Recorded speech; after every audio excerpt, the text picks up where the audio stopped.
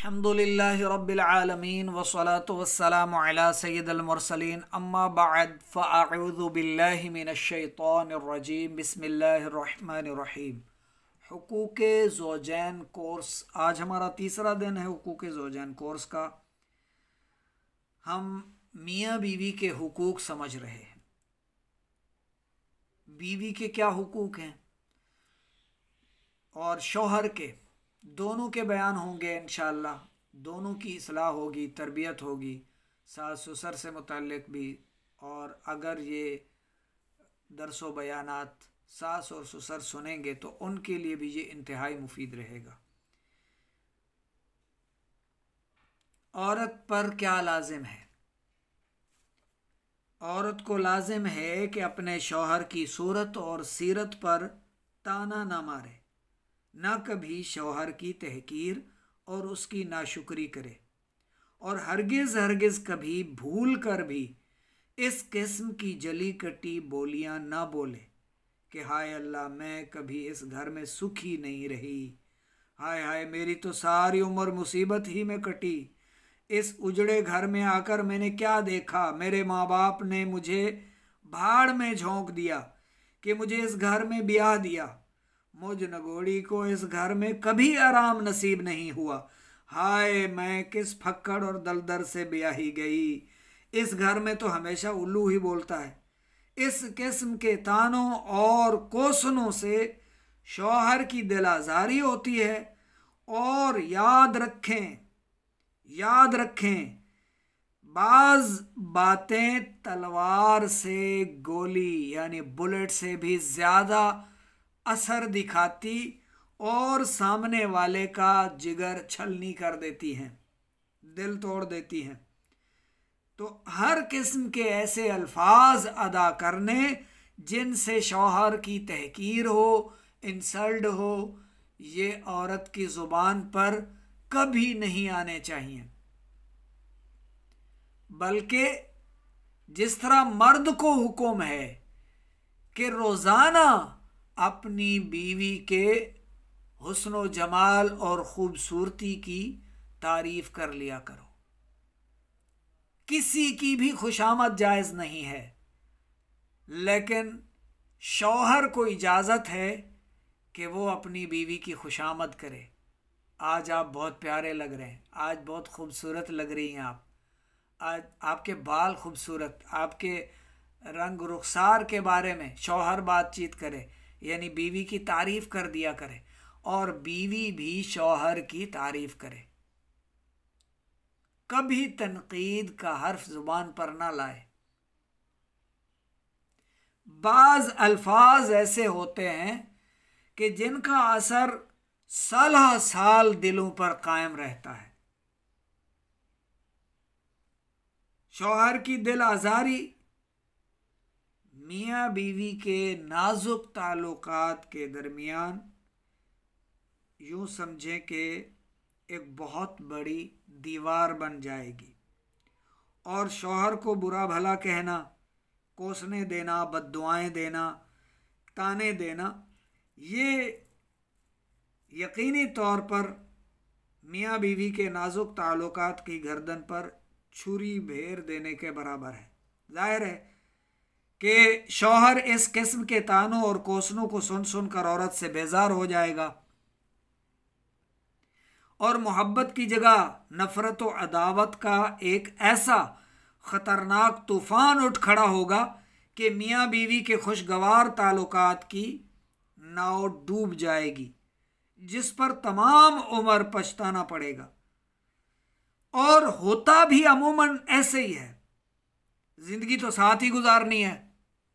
जवानी में मियाँ बीवी लड़ते रहते हैं आपस में, और बुढ़ापे में जाकर अपनी गलतियों का एहसास होता है, फिर एक दूसरे की कदर कर रहे होते हैं। अल्लाह के बंदो, जवानी में एंजॉय करो, अपनी भरपूर जवानी के अंदर एक दूसरे की इज्जत करो, एहतराम करो, एक दूसरे का इकराम करो, एक दूसरे की तारीफें किया करो, एक दूसरे को तनकीद का निशाना ना बनाओ। जैसा है ठीक है, जैसी है ठीक है। कुरान पाक में है ना, वो एक कुछ आयात हैं जिनका मफ़हूम है कि तुम्हें क्या हो गया है कि जो चीज़ तुम तय कर लो वो तुम्हारी हो गई, या तुम्हारे पास कोई इस बात की लिख पढ़ है कि तुम जो मांगोगे वो तुम्हें मिलेगा। यानी इस दुनिया में इंसान की ज़िंदगी का असल मकसद शादियां नहीं है, निकाह करना ये ज़रूरत है। इस दुनिया में आने का असल मकसद पैदा होने से मरने तक इस दरमियानी टाइम पीरियड में अल्लाह की मार्फत हासिल करनी है, उसकी इताअत और उसके महबूब सल्लल्लाहु अलैहि वसल्लम की इत्तिबा करते हुए, इताअत करते हुए कुरान और सुन्नत के मुताबिक ज़िंदगी गुजारनी है। लेकिन अफसोस, बाज़ ख़वातीन दूसरी औरतों के बहकावे में आकर अपने शौहर के ख़िलाफ़ चंद अल्फाज बोल देती हैं, उसके बाद पछता भी लें। वो जो अल्फाज के निश्तर दिल पे वार करते हैं ना, वो ज़ख़म बड़ी देर तक छूटते रहते हैं, जल्दी जल्दी उनसे आराम नहीं आता, दिल में वो छप जाते हैं, नक्श हो जाते हैं।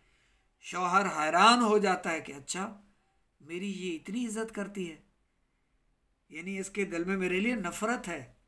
तो फिर आगे शक का दरवाज़ा खुलता है कि ये किसी और के साथ मिली हुई होगी, किसी और के साथ इसका कोई ताल्लुक़ होगा। यहाँ पर एक और बात ख़वातीन के गोश गुजार कर दूँ, ज़िंदगी में कभी भी अपना ऐब भूल कर भी शौहर के सामने ज़ाहिर ना करें कि हाँ मुझसे गलती हो गई, आप मुझे माफ़ कर दीजिएगा, आप तो मेरे सरताज हैं, मेरे आका व मौला हैं, मेरे आप खामेद हैं, मेरे मालिक हैं। मजाजी मालिक, हकीकी तो रब की ज़ात। तो इस तरह करके ये मुझसे फ़लाँ गलती हो गई थी, शादी से पहले मेरी ये गलतियां हैं और ये मेरे मामलात हैं, और या फिर शादी के बाद अपनी कोई गलती है तो वो उसको ज़ाहिर कर देती है। शौहर भी उसके सामने, बाज़ तो किताबों में लिखा है कि शौहर खुद पूछते हैं तुम्हारी कोई गलती है तो बताओ, मैं भी अपनी बताता हूँ, फ़लाँ औरत से मेरे ताल्लुकात है, फ़लाँ जगह मैंने यूँ किया। तो इस तरह हंसी मजाक में वो औरत से उसकी बीती ज़िंदगी में, यानी गुज़रे जो शादी से पहले के दिन हैं, अयाम हैं, साल हैं, वो उनसे मुताल्लिक जासूसी कर रहा होता है। वो जानने की कोशिश कर रहा होता है कि इसके कोई ऐब है तो मुझे पता चल जाए। यानी औरत फिर भोली हो जाती है बाज़ जगह पर, और वो उसको अपने सारे राज बता देती है, और ज़िंदगी भर शौहर की नफ़रत का सामना करना पड़ता है। ये ना सोचा करें कि ये प्यार से पूछ रहा है तो मैं बता दूं। ये मुझसे पहले तो शौहर का पूछना, तजस्सुस करना, ये तो इस पर जायज़ नहीं है। कुरान पाक में हुक्म है ना, कुरान पाक में सूरतुल हुजरात को पढ़ें और उसकी 10, 11, 12 आयतों को तो हिफ्ज़ कर लेना चाहिए हर मुसलमान को, कि हमें किसी के नाम बिगाड़ने से मना किया गया, उसमें जो है वो हमें बदगुमानियाँ करने से मना किया गया, ज़्यादा गुमान करने से मना किया गया, और दूसरों के ऐब टटोलने में, टोह में लगे रहने, जासूसियाँ करने से हमें मना कर दिया गया। नादान हैं वो लोग जो घरवाली की जासूसियाँ करते हैं। वो आपका लिबास है, वो आपके ऐब पर पर्दा डालने वाली आपकी ज़ौजा है। औरत शौहर के मामलात की जासूसी कर रही होती है, और मर्द जो है वो औरत के, और फिर कैमरे लगाना, और घर में भी मोबाइल रिकॉर्डिंग पर छोड़कर चले जाना ऑफिस या कारोबार पर। औरत को पता ही नहीं चलता कि घर में कोई इस तरह की मेरी एक्टिविटी रिकॉर्ड हो रही है। बाज़ ख़वातीन को पता नहीं होता, और बाज़ शक्की मिजाज के लोग इस तरह के भी काम करते हैं। और बाज़ कुतुब में हुकूक ज़ौजैन के बारे में, यानी मियाँ बीवी की इस्लाह और तरबियत करने के बारे में लिखा है कि शौहर अगर अपने चंद ऐब गिनवा भी दे, फ़लाँ जगह मैंने बदकारी की, फ़लाँ से ये किया, फ़लाँ से वो, चंद ऐब गिनवा भी दे, तब भी बीवी को मर्द के झांसे में आकर अपना किसी तरह का छोटा या बड़ा ऐब जाहिर नहीं करना, ज़िंदगी में कभी भी। ये बात जहन में रख लें। अगर हमेशा मुअज़्ज़ज़ रहना चाहती हैं ससुराल में और शौहर के सामने, तो ज़िंदगी में अपना कोई ऐब भी कभी जाहिर मत करना, नहीं बताना, चाहे वो जितना आपको अपने 10 ऐब गिनवा दे। अब आप भी मुझे बताओ ना, या आपने क्या क्या किया, कहाँ कहाँ किया, क्यों किया, कैसे किया, किसके साथ, ये सारे मामलात जो औरतें बता देती हैं कि मैंने ये किया वो किया, ज़ाहिर इंसान है, खता का पुतला है। ऊंच नीच अगर कभी कहीं किसी से हुई, नोक झोंक हुई, या कहीं किसी के साथ आंखें चार हुई, तो अब उसका जिक्र अपने शौहर से करना और बाद में सफाई देना कि मैंने उसको छोड़ दिया था, या मैं बिल्कुल भूल गई थी, या गलती हो गई, तो वगैरह वगैरह, शौहर नहीं भूलेगा। फिर इस बात को वो अपने जहन में लॉक कर देगा और ये औरत उसकी नज़रों में हमेशा के लिए गिर जाएगी। याद रखें, कभी भी इस तरह की औरत अपने शौहर के दिल में मकाम नहीं बना सकती। यानी ये ऐसी खता है जिसका कोई मदावा नहीं है, जिसकी कोई किसी ज़रिए से औरत फिर भरपाई नहीं कर पाएगी, नहीं कर सकती, जो अपना ऐब जाहिर कर दे। जिंदगी में कभी भी किसी तरह का अपना ऐब किसी सूरत में जाहिर ना करे, किसी पर जाहिर ना करे, चाहे आप उसको अपनी जान से बढ़कर चाहती हैं, प्यार करती हैं, इश्क है, मोहब्बत है, तब भी अपना ऐब उसके सामने ना खोल के रख दे। जब भी आपने ऐसा किया या किसी के सामने आपने इकरार कर लिया, कबूल कर लिया, कहीं कोई ऐब खुला, जाहिर हुआ, तब भी मर जाएं मगर वो ऐब कबूल ना करें, बिल्कुल नहीं। अगर कबूल कर लिया तो इस पर तमाम उम्र पछताना पड़ेगा। और शौहर को गालियां देना, कोसने और ताने देना, ये दुनिया और आखरत में औरत को तबाह बर्बाद करता है। हदीस पाक में है, रसूल करीम सल्लल्लाहु अलैहि वसल्लम ने फरमाया कि मैंने जहन्नम में औरतों को बकसरत देखा। ये सुनकर सहाबा किराम अलैहिम रिदवान ने पूछा कि या रसूल अल्लाह, इसकी क्या वजह है कि औरतें कसरत से जहन्नम में नजर आईं? तो आपने फरमाया कि औरतों में 2 बुरी खसलतों की वजह से, एक तो ये कि औरतें दूसरों पर बहुत ज्यादा लान तान करती रहती हैं।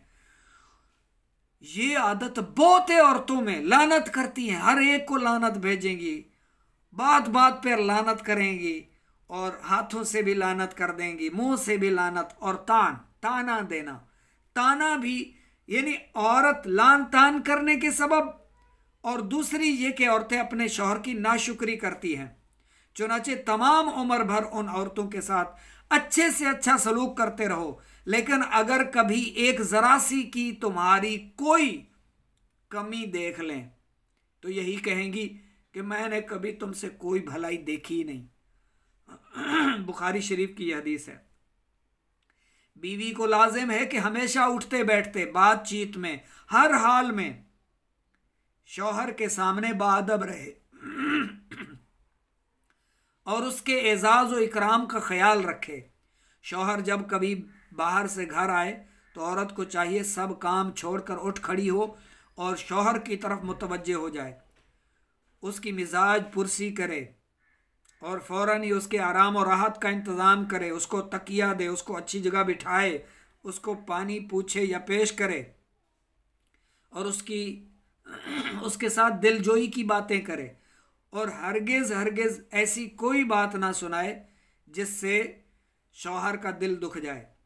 घर में घी नहीं है, घर में आटा नहीं है, घर में दालें नहीं हैं, घर में कोई और प्रॉब्लम हो गई है, कोई और मसला हो गया है, तो शौहर के घर में दाखिल होते ही उसको पहाड़े की तरह रटा हुआ आपका वो सब कुछ सुना ना दे, बैठने दे, तसल्ली करने दे, आराम आ जाए, राहत मिल जाए, थकावट दूर हो, काम काज से वापस आया है। अब कुछ देर गुजरने के बाद या फिर अपने रोज़मर्रा के मामलात, खाना पीना, ये सब करने के बाद उसके सामने अपने वो मामलात रखे कि गंदम नहीं है, आटा नहीं है, घी नहीं है, घी दिला दीजिएगा। तो इस तरह उसको, यानी हर एक चीज़ का एक वक्त होता है, उसी काम को उसी वक्त में करें तो ये खूबसूरत रहेगा और ज़िंदगी खुशगवार बनी रहेगी।